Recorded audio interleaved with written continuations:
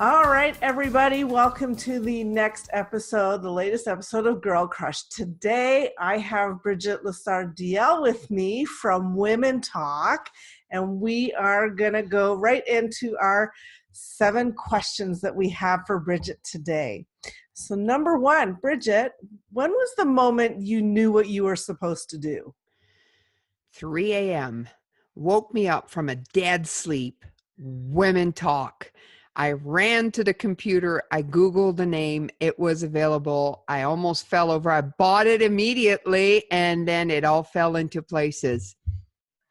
Wow. How long ago was that? That was in 2012. So I had done a couple of events that were similar to what we have now. Well, not a couple, actually one that was similar to what we have now, but it just wasn't quite feeling right, because I started this as a fundraiser, donated the money for 2 years. So it wasn't a business back then. It is now. But it wasn't quite right. And all of a sudden I just woke up and it's like, oh! And so that's when I knew. And ever since then, I just love what I do. I can't wait to get up in the morning to get working. It's like a total passion for me. That's how you know you're on the right path, right? Totally. When it doesn't feel like work.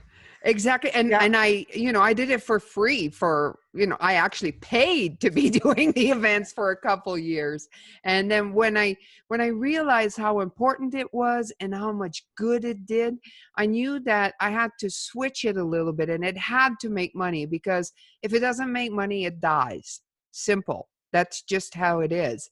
So, and there's different models. Some people go to nonprofit, but it still does make money. But I decided, I don't pretend to be nonprofit or anything like that. I'm a business. Yes, I'm going to make money, and I'm proud to be making money, because then I can grow this incredible idea and help so many women around the world. Yeah, and the growth over the last year has been astronomical. I got so much going on right now. It's been right now. And you're at that point in your business when it grows, when it really takes off, and it's not quite making enough money yet to hire all the people you need, but there's not enough of you. So it's if I could get an extra 5 hours a day, that would be so helpful. Right. Or maybe 10. I completely hear you. I understand. So, when we meet people and they find out what we do, that's generally where the conversation tends to go, right? So when I run into people, they find out I'm in video and video marketing, and then that's all they want to talk about. But sometimes you just want to talk about something else. So if you could talk about anything other than what you do, what would that topic be? I have 2. Oh, okay. Food. Oh. Cooking. I love cooking, and craft beer. Really? Yeah. I used to be a wine drinker, but all of a sudden, as you get in your 50s, sometime weird stuff happens, and wine started really bothering me. So I kind of went back to my earlier on hockey days and back to beer. But now, I just love craft beer, all the different tastes and flavors, and it's really fun. And I love cooking. It's my meditation. I get in my kitchen, everybody get out. I'm just in my creation mode, and I create the biggest disaster in my kitchen, but I create the chef d'oeuvre that I like to call, and I love it. Is it cooking or baking, or both? Both. What's your favorite thing to make? Well, my most famous one that all my friends always ask for, I have a homemade salsa that I make from fresh with tomatoes and cilantro, and people love it. And then baking wise, I have this super, super moist chocolate cake that, everybody freaks out about. That sounds really good. Yum. So next question is, what do you wish you did better in your business life? I wish I was a better speaker. I just strive. My idols are the Jim Rohns of the world, and Tony Robbins, that can just get on the stage and people just freak out and just get so into it. And like, I really do have very high standard, and I just strive to become better. I love it. I love doing it. And, I make people laugh sometimes. Like, I have a speaking coach now, and I said to her, this was less than a year ago, I said, I would like to work with you because I would like to become a speaker. And she looked at me and started laughing, and she said, how many times a month do you speak? Do you get paid to speak? I'm like, uh-huh. She's like, well, then you are a speaker. But, like, we set the level really high. So yeah, and you are an engaging speaker, because I've seen you. I saw you last year at the Fabulous at 50 event. Oh, the trip down memory lane. Yes, that was phenomenal. I couldn't stop laughing. It was so good, Brigitte. So you were already halfway there, being a great speaker. Thank you. So I highly advise you folks, if you ever see Brigitte on a billboard or a flyer and she's speaking, go, because you'll laugh. I guarantee you. I love that talk. Actually, that was actually my very first talk. It's when I own a company called Sports Bras, and we sell bras. And, I thought of a fun way to put information together, calling it Trip Down Memory Lane. Perfect. I mean, it's easy to be a good speaker when you talk about the first bra was 2 jock straps sewn together. Like, come on. We've come so far. Can you imagine? Yeah, I've always wanted to build one. I had a seamstress actually make one for me because it just cracks me up. It's unreal that's and that was in the 70s. Yeah, that's like, amazing. In the 70s, 2 jock straps sewn together. That's crazy. It is crazy that's how it wasn't that long ago. I know. Yeah. So what's one thing you wish you did better in your personal life? Oh, be a more patient mama. Oh, don't we all? I'm just like, come on, get with it, people. Chop, chop, let's go. Yeah, I'm a hard ass sometimes. Yeah. I find that the older we get and the older our kids get, they push harder, but our tolerance level for nonsense seems to diminish. Yeah. We have less patience. Oh, I know. And I have one of my kids is like the biggest drama queen. And, he tends to like wipe out, and it's like the big drama. And I just look at him, it's like, whatever. I don't. And then he will literally get up and tell me, and he's 8. What kind of a mother are you? It's like, is there blood? Is there any bones poking out? No, then get up. Right. Move on. So I'm not very, like, I am cuddling in some ways, but I'm also a hard ass and not as patient as I would like to be sometimes. I think a lot of us are in that same position. So what was the last great book you read? I'm not much of a novel or that kind of stuff. I do audiobooks first. I'm too busy to read books. Like I've tried sometimes at night. That's my time to get that. And I just 2 pages, I fall asleep. It takes me forever to read a book. And then I have to go back because I forgot what the heck had happened in the first. So I do audiobooks because I travel a lot. Mm-hmm. So plug them in. And lately I've been all over. There's one I really like. I forgot the name, but like the TED Talk, how to do a good talk, or like empowerment or inspirational, like how to become a better talker. And I love Jim Rohn. He makes me laugh. He's such a great speaker. He's passed now, but he was amazing. Good. What is something that everyone loves that you think is overrated? Oh, Hollywood superstars. Good God, people. It's like sometimes I just shake my head. It's like, it's the Kardashian. What do they know? Like that kind of stuff. I really don't get. My spouse actually always laughs at me, and it's like, if it's not Elvis or Tom Cruise, I'm pretty much lost in that world. That's funny. So, do you like to go to the movies, or you just? Yeah, I love action movies, and in the last few years, it's been because I don't go to that many, again, not too much time.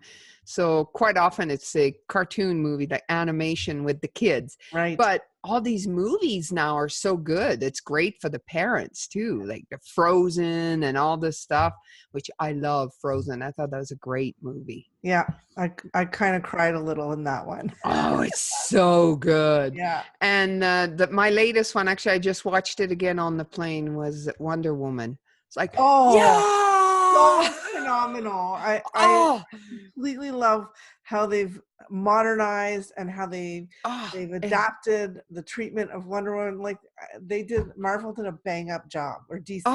it was Did a so bang good. up job. And you know, not everybody is 19 in the movie, but like, yeah, it was amazing. I loved it because you know, it was like women empowerment and action movie. It's like, woo! Yeah, it was phenomenal. So, and my husband kind of likes it too. So. Oh, really? I'm shocked. I know, right? Big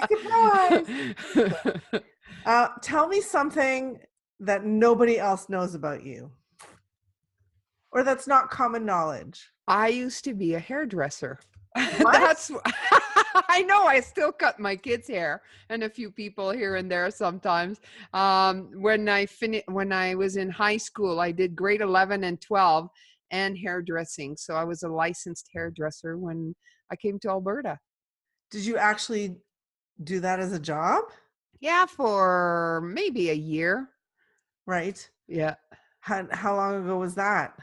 That was in 82. Wow. Well, maybe 83. So yeah, it was a long time ago. Yeah. And you know, for quite a long time, I still cut, and I still love cutting hair actually, but just all the rest, like remember the perms, you know, I was like, oh, and the coloring and the brushing and the drying of the hair. And yeah.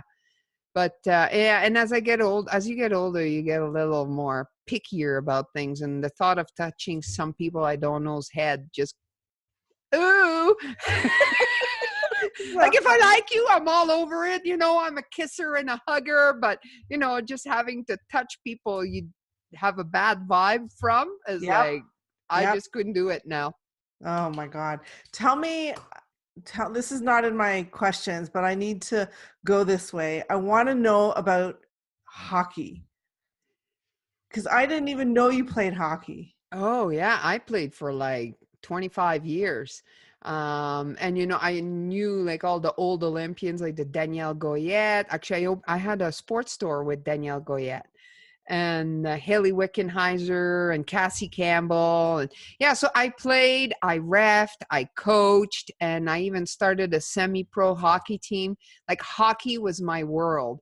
And that's part of in my book and in my talk sometime, I talk about how I lived a big chunk of my life in the male energy, like the competitive, you know, go get them place. And then, you know, when I started Women Talk, it all switched and it all became about, you know, spirituality and the feminine power. And so it's been like a huge flip. But I think having the both, you know, really helps me be a good leader. I think you still have a bit of that competitive edge though. Oh yeah. Like if I play games with my kids, it's like, I never let them win. Never. Good. When you win is because you can beat me, and that's going to come soon enough, and I'll be crying in my cereal. So yeah. When was the last time you played hockey? I quit. That was 3-4 years ago. Now 3 years ago, I've had 4 knee surgeries, 3 ACL reconstruction. So I figured I can only have so many screws in my bone before it doesn't work anymore. So yeah, I don't even really skate anymore. I'm a little paranoid now, but yeah, I really missed it though. I went back to a hockey rink a year after retiring, and you know, I know that's gonna sound funny, but the smell of the dressing room, and like, I was just crying. Like it was really hard. And, you know, after I first quit, I was asked quite often to coach or come and help, but I was like, no, I'm done. It's behind me. I've moved on. I haven't even watched a game. I've not watched a hockey game probably in a year. Wow. Completely done. Yeah. That's amazing. So Yeah. what's next for Women Talk? Well, so we have a podcast that we're just starting to record now that, it's going to be cool because I have access to so many incredible women. And I'm working with one of my volunteers in Edmonton. We're putting together Women Talk Africa. So in 2019, we're going to be doing an event in Africa if everything goes right. And I think, yeah, it's a movement. So in late spring, hopefully we're going to be launching somewhere in Eastern Canada and keep going. And then late summer, start launching in the US. And yeah, I plan on creating this huge movement of women, that just ordinary women sharing their stories and learning from it. What's your vision for the movement? It's really, that's it, ordinary women sharing stories. And sometimes we tend to complicate things too much, and try to do to like it's really just share your story. It's really amazing to sit down and listen to somebody share their stories. And sometimes they're like hard stories of murder and rape and also, but sometimes it's just fun and light.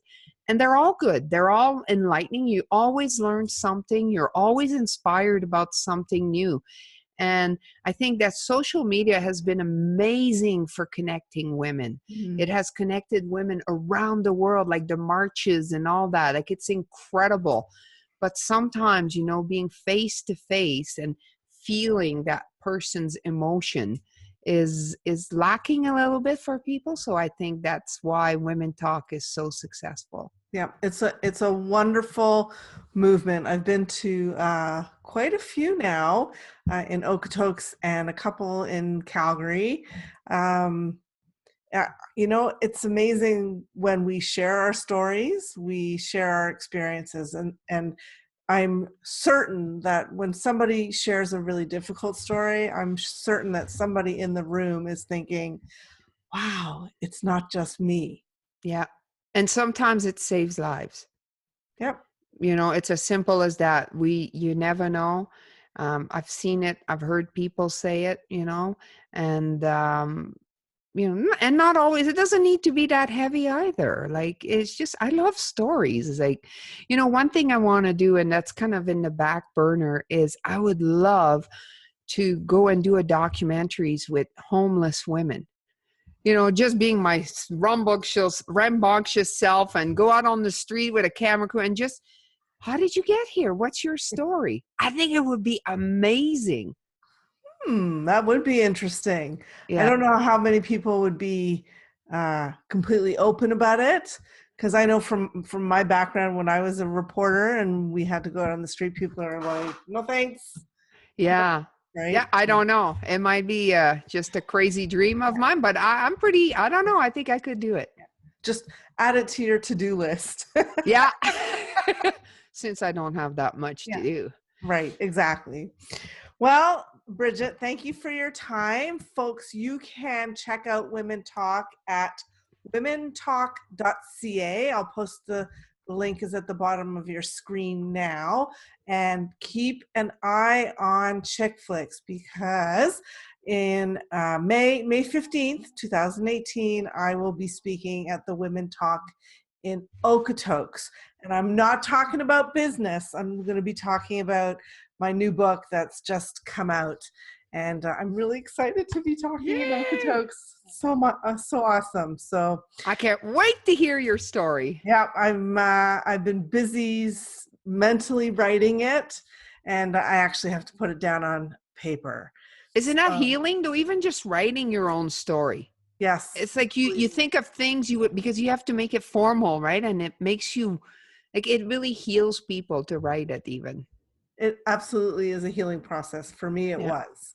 Yeah. So anyways, check out womentalk.ca and check out wherever you are, Edmonton, Medicine. Let me see if I get them all right. Oh, Edmonton, you got 10.